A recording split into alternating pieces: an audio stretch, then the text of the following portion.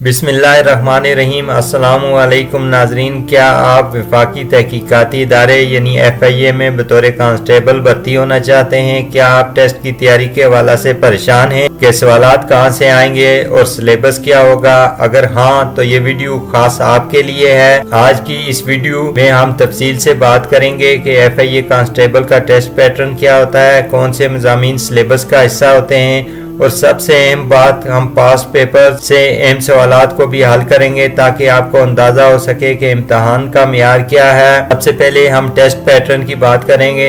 तो टेस्ट आमतौर पर कंप्यूटर बेस्ड CBT या OMR शीट पर होता है, जिसके कुल 100 नंबरात होते हैं। हर सवाल MCQs लेवल का होगा। अगर हम सिलेबस की बात करेंगे तो सिलेबस में इस्लामियात 20%, जिनमें बुनियादी अरकान इस्लाम, गज़वात और इस्लामी तारीख शामिल है। मुताला पाकिस्तान 20% यानी तहरीक पाकिस्तान और जगराफिया वगैरह से मुतल्लिक़ सवालात लाजमी इस पेपर का हिस्सा होंगे। अंग्रेज़ी की बात करें तो अंग्रेज़ी ग्रामर, साइनियम और जुमलों की साख्त वगैरह पर मुश्तमिल होगा। जनरल नॉलेज और करंट अफेयर्स 20% होंगे, जिनमें अहम आलमी और मुल्की हालात डिस्कस होंगे। कंप्यूटर साइंस 10%, जिसमें MS ऑफिस और बुनियादी मालूमात शामिल होंगी।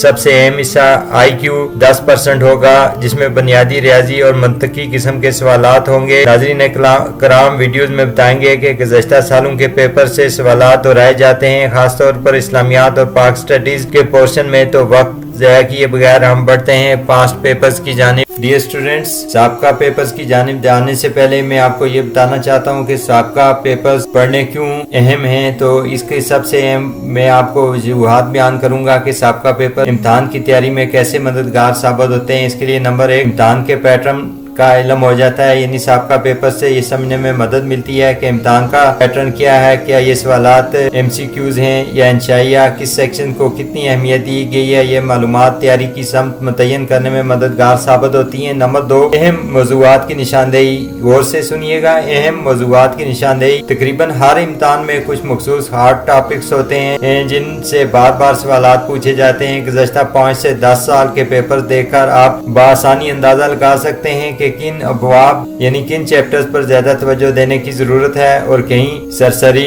पढ़ा जा सकता है। नंबर 3 है टाइम मैनेजमेंट। टाइम मैनेजमेंट, बहुत से उम्मीदवारों को शिकायत होती है कि इन्हें जवाबात तो आते थे लेकिन वक्त खत्म हो गया। जब आप साबका पेपर्स को मुकर्रर वक्त में हल करने की मशक करते हैं तो आपकी रफ्तार और दुरुस्तगी में इजाफा होता है। ये आपको असल इम्तिहान के दबाव के लिए तैयार करता है। नंबर 4, खुद एजाबी और एतमाद में इजाफा, यानी साबका पेपर्स हल करने से आपको अपनी तैयारी की सतह का पता चलता है। जब आप पुराने पेपर्स के मुश्किल सवालात हल कर लेते हैं तो आपके एतमाद में इजाफा होता है और इम्तिहान का खौफ कम हो जाता है। नंबर 5, रेपिटेशन, यानी बहुत से कॉम्पिटिटिव एग्जाम में कुछ सवालात थोड़ी बहुत तब्दीली के साथ या बिल्कुल इसी तरह दोबारा पूछ लिए जाते हैं। अगर आपने गुज़श्ता पेपर्स अच्छी तरह हल किए हों तो ऐसे सवालात आपके लिए बोनस मार्क्स हैं। कामयाब हिकमत अमली। सिलेबस मुकम्मल करने के बाद हम कम अज कम 5 साल पेपर्स हल करेंगे। सिर्फ जवाबात न रटें बल्कि याद रखें कि सवाल किस जाविये से पूछा गया है। ये इंतहाई अहम है, यानी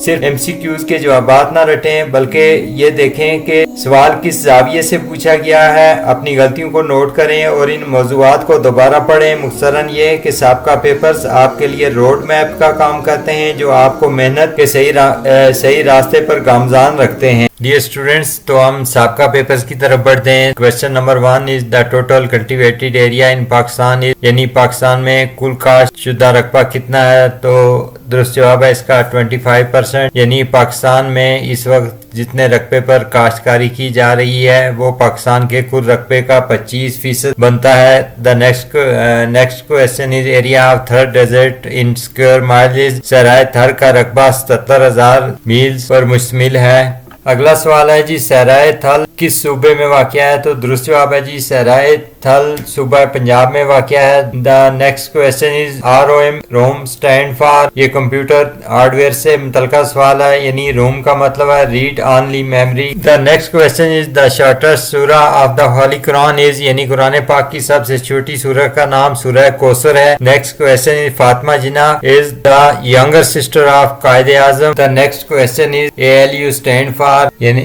ALU stand for arithmetic logic unit. The next question is ASI stand for assistant sub inspector. The next question is which pass connects China and Pakistan? The answer is Khanjarab pass yani چین اور پاکستان کو درہ خنجراب ملاتا ہے. The next question is name of the prophet who is known by the title of Israel.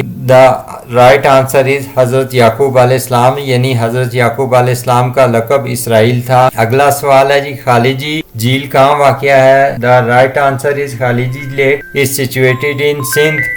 Next question is SIM stand for. The right answer is subscriber identity module.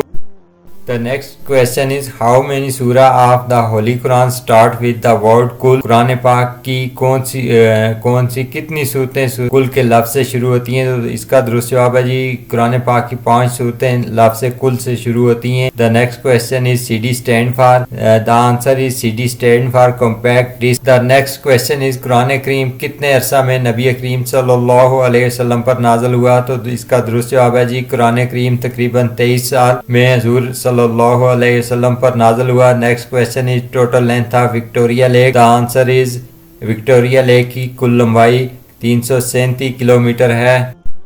The next question is which bird is mentioned in the Holy Quran? The answer is قرآن پاک میں کس پرندے کا ذکر ہے؟ تو درست جواب ہے جی قرآن پاک میں ہدہد کا ذکر ہے.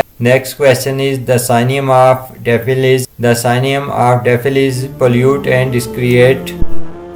The next question is HTV stand for. The right answer is HTV stand for heavy transport vehicle. Next one CCTV stand for. The right answer is CCTV stand for closed circuit television. Next question is the synonym of scuffle is struggle. The next question is antonym of gutty is dim. The next one is synonym of hyperbole is exaggeration, overstatement and amplification. Next question is antonym of spurious is authentic, bona fide and genuine. The next question is what is the name of Quaid Azam mother? ناظرین اکرام اس کا درست جواب ہے میٹھی بی بی. The next question is KDA stand for. KDA stand for Karachi development authority یعنی KDA سے مراد کراچی ڈیولپمنٹ اتھارٹی ہے.